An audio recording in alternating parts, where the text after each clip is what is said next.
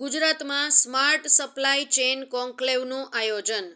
Indian chamber of commerce દ્વારા ગુજરાતમાં smart supply chain કોન્ક્લેવનું આયોજન ગાંધીનગર ખાતે કરવામાં આવ્યું હતું, જેમાં ડિજિટલ ટ્રાન્સફોર્મેશન દ્વારા કાર્યક્ષમતા લાવવા પર ધ્યાન કેન્દ્રિત કર્યું હતું. ગુજરાત સ્ટેટ કાઉન્સિલના નેતૃત્વમાં ઇન્ડિયન ચેમ્બર ઓફ કોમર્સે ગાંધીનગરમાં સપ્લાય ચેઇન અને લોજિસ્ટિક્સ પર એક કોન્ક્લેવનું આયોજન કર્યું હતું, જેમાં ડિજિટલ ટ્રાન્સફોર્મેશન દ્વારા કાર્યક્ષમતા લાવવા પર ધ્યાન કેન્દ્રિત કર્યું હતું. દેશમાં અગ્રણી નેશનલ ચેમ્બર તરીકે આઈસીસીએ ભારતમાં વાણિજ્યમાં સુધારાના ઉદ્દેશ્ય સાથે ઉદ્યોગ નિષ્ણાતો અને સરકારી અધિકારીઓ સાથે ચર્ચા દ્વારા વિવિધ ક્ષેત્રીય મુદ્દાઓને સંબોધિત પણ કર્યા હતા.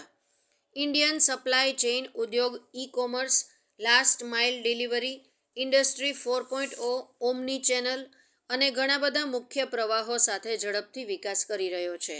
સ્માર્ટ સપ્લાય ચેઇન કોન્ક્લેવમાં બે વિષય પર ચર્ચાઓ થઈ હતી.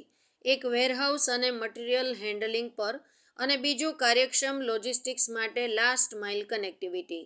ગાંધીનગર, સંજીવ રાજપૂત.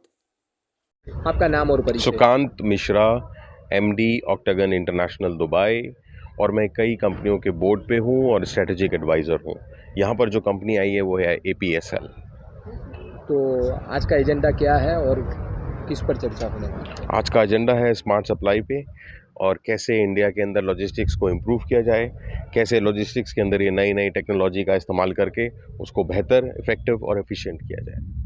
खास करके आज उपस्थित रहे हैं, जिस तरह से जो चर्चाएं हुई है उसके बारे में क्या कहें, और आने वाले जो समय के अंदर जो होने वाला है, तो एजेंडा जिस तरह से लेके आप चल रहे हैं, तो क्या किस तरह से रहेगा?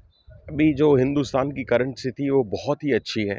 हम यहाँ से सिर्फ बढ़ोतरी की तरफ जा सकते हैं और इंडिया की जो गवर्नमेंट है, स्पेशली जो मोदी जी के एजेंडाज़ हैं, ऑब्जेक्टिव्स हैं, उसके लिए अगर मैं उसके हिसाब से उसको मद्देनज़र रखते हुए बताऊं तो इंडिया के लिए अब बहुत ही अच्छा गोल्डन पीरियड आने वाला है आगे आने वाले 10 सालों में. और जिस तरीके से सरकार इसको प्रोत्साहन दे रही है और जिस तरीके के इन्वेस्टमेंट्स कर रही है लॉजिस्टिक्स में, रोड में, ट्रक्स में, रेलवेज़ में, कॉरिडोर्स में, उससे हमें लग रहा है कि हम काफ़ी आगे जाने वाले हैं. Okay, thank you. Chain conclave का आयोजन किया गया है, क्या है उसके बारे में बताइए. आपका परिचय? आपका नाम और परिचय? मैं नंदीश शुक्ला हूँ, उपाध्यक्ष दीनदयाल पोर्ट अथॉरिटी कांडला. तो जैसा आपको पता है कि कांडला पोर्ट, दीनदयाल पोर्ट भारत के सबसे बड़ा मेजर पोर्ट है और भारत का जो टोटल लॉजिस्टिक सिनेरियो है उसका एक बहुत इम्पॉर्टेंट प्लेयर है. तो आज मुझे यहाँ पे इंडियन चेंबर ऑफ कॉमर्स द्वारा आयोजित इस कॉन्फ्रेंस में आके बहुत खुशी हो रही है, क्योंकि जो इसका विषय है ये बहुत प्रासंगिक है, सामयिक है कि कैसे हम लॉजिस्टिक्स को, वेयर हाउसिंग को स्मार्ट बना सकते हैं, कैसे हम उसको समय के साथ कर सकते हैं.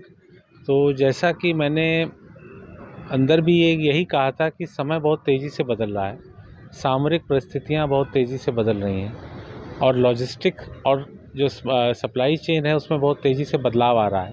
तो हमारा जो सप्लाई चेन हो वो ऐसा हो जो कि ये सह सके, जो बदलाव है वो सह सके, उनके सामने खड़ा हो सके और ख़ुद से सीख सके. क्योंकि आपने देखा होगा, ये अभी हाल की बात है, कोविड महामारी और उसके बाद रूस यूक्रेन वॉर और फिर अभी जो रेड सी में भी जो हो रहा है उसके चलते सप्लाई चेन बहुत बुरी तरह प्रभावित हुई है.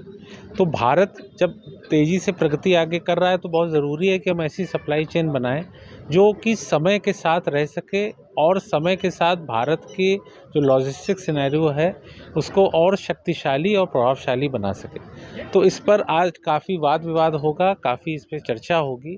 भाई बहुत खुशी है, क्योंकि इंडस्ट्री के बीच में सब पर चर्चा होनी चाहिए कि हमने अभी तक क्या किया है, हमें और आगे क्या करने की ज़रूरत है, सरकार से या फिर जो महत्वपूर्ण प्लेयर्स हैं इस सेक्टर के, उनसे इंडस्ट्री को क्या चाहिए और आगे का रोड मैप क्या हो.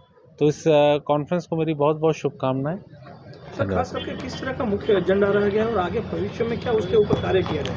देखिए, जब हम लोग स्मार्ट लॉजिस्टिक्स की बात करते हैं और डिजिटलाइजेशन की बात करते हैं तो डिजिटलाइजेशन में बहुत एस्पेक्ट्स हैं, जैसे ब्लॉकचेन टेक्नोलॉजी है, आर्टिफिशियल इंटेलिजेंस है, robotics as a service, RaaS कहते हैं उसे.